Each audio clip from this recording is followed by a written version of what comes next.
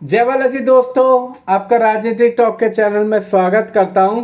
तो आज हम बात करेंगे कि भारत में काला धन आखिर बनता कैसे है और इस पे सरकार हर साल एक नया कानून लाती है। आपने सुना भी होगा और हर सरकार, हर गवर्नमेंट इसके बारे में हमेशा कोई ना कोई मुद्दा रखती है। फिर भी आज के समय, वर्तमान समय में मैं आज की डेट लेके भी बोल रहा हूं कि ये खत्म क्यों नहीं हो पा रहा है। क्या ये सोचिए, ये सिर्फ और सिर्फ अमीरों का खेल है या हम सब कहीं ना कहीं इसमें डायरेक्टली या इनडायरेक्टली शामिल हैं?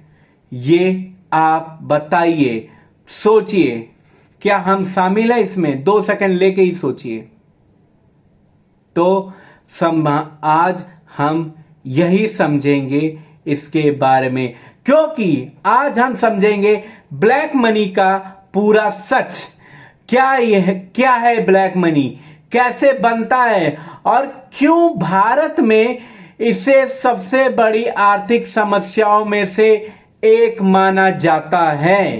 क्यों तो व्हाट इज ब्लैक मनी? क्या है ये ब्लैक मनी? तो ब्लैक मनी यानी कि काला धन एक ऐसी इनकम है जो बेसिकली सरकार से छुपाई जाती है, जिस पर टैक्स नहीं दिया जाता है। एग्जाम्पल अगर मैं आपको समझाऊं तो अगर कोई व्यक्ति एग्जाम्पल के लिए 10 लाख कमा रहा हो, लेकिन वो सरकार को और आयकर सरकार के नजरिए में सिर्फ वो 10 लाख कमा के नहीं, अपनी कमाई 5 लाख दिखा रहा है, तो बाकी का 5 लाख कहां गया? भाई वो तो साल भर में 10 लाख कमा रहा है, पर वो सरकार को 5 लाख दिखा रहा है, तो बाकी के 5 लाख कहां गए? तो वो 5 लाख रुपए ना दोस्तों, वो काला धन हो जाता है, उसे ब्लैक मनी, क्योंकि उसके पास उस पैसे का सरकार के पास ना कोई रिकॉर्ड है, ना कोई हिसाब किताब है।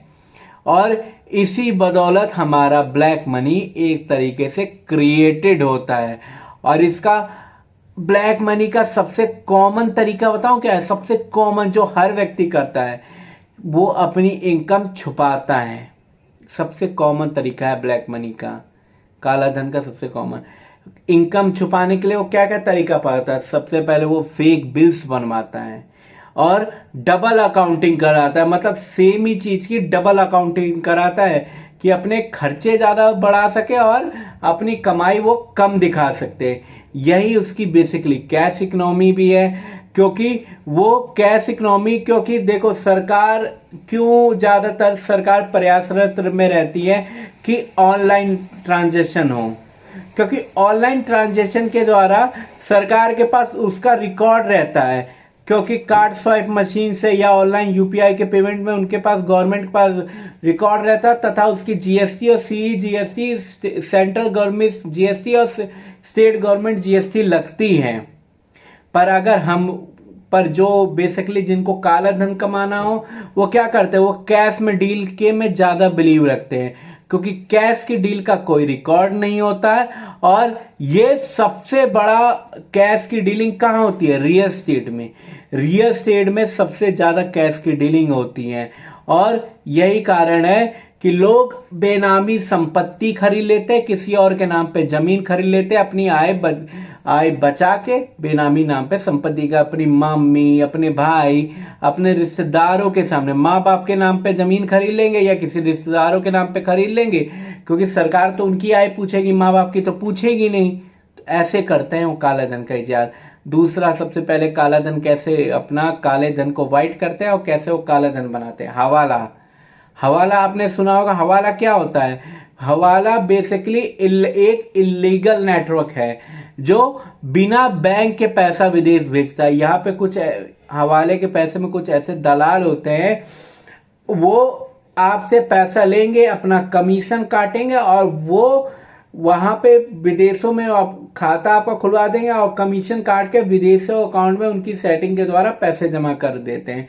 तो दूसरा है काला धन का सबसे बेसिकली हवाला सिस्टम।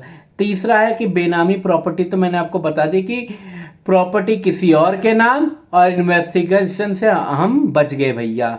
वही है और इसी के चक्कर में एक टाइम पे तो काला धन पे, बेनामी प्रॉपर्टी पे तो बहुत काला धन हुआ। तो सरकार ने इसके उपलक्ष्य बेनामी ट्रांजैक्शन एक्ट भी लाया था, जिसके बदौलत से ये चीज तो कम हुई है बेनामी प्रॉपर्टी। फिर भी काला धन का मुद्दा खत्म नहीं हुआ है।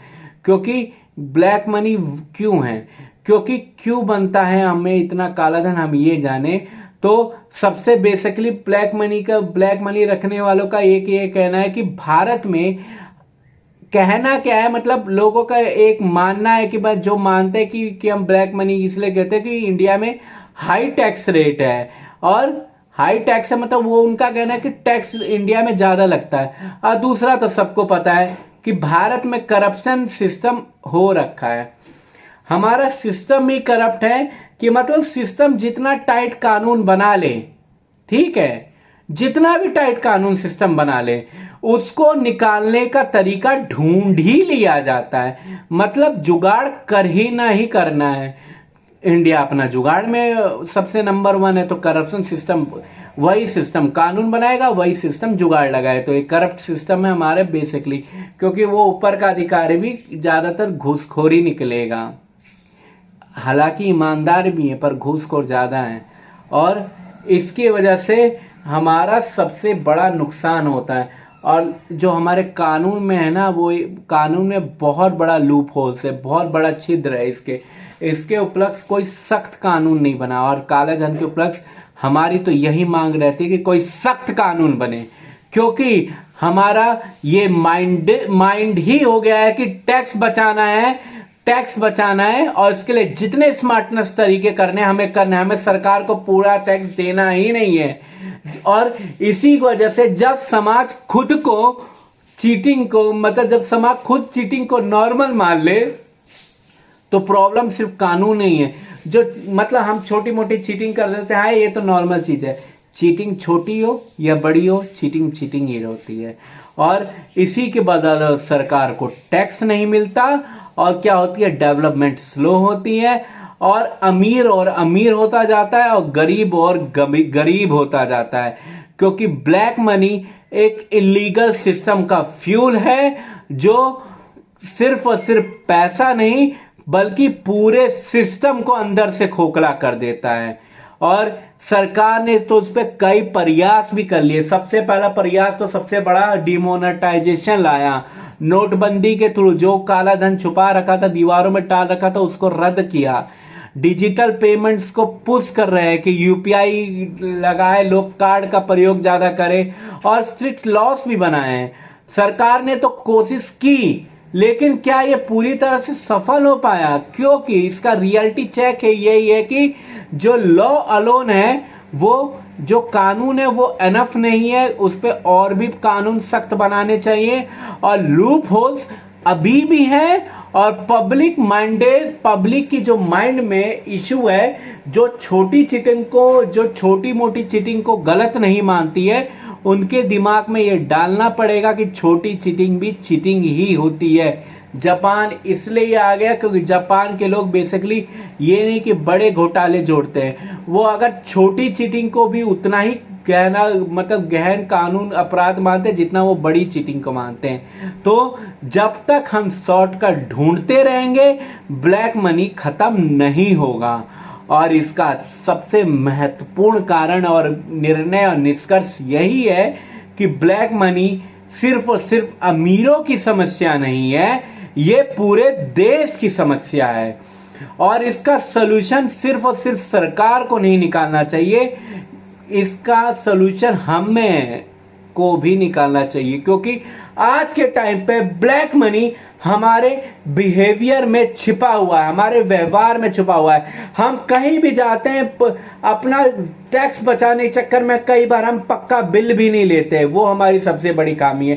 कहीं भी जाओ आप पक्का बिल लो, क्योंकि अगर आपको ये सब जानकर भी कुछ नया सीखने को ना मिले तो ये वीडियो बनाने का फायदा नहीं। अगर सीखने को मिल रहा है तो प्लीज इस वीडियो को शेयर करो ताकि और लोग भी समझ सके, क्योंकि इसका सॉल्यूशन सिर्फ सरकार के पास नहीं, हमारे बिहेवियर में भी छुपा है। और वीडियो अच्छी लगे तो राजनीति टॉक के चैनल को सब्सक्राइब करना ना भूलिएगा और बेल आइकन जरूर दबाइएगा। चलिए कल मिलते हैं किसी अलग नॉलेजेबल वीडियो तक के लिए, तब तक के लिए जय बालाजी।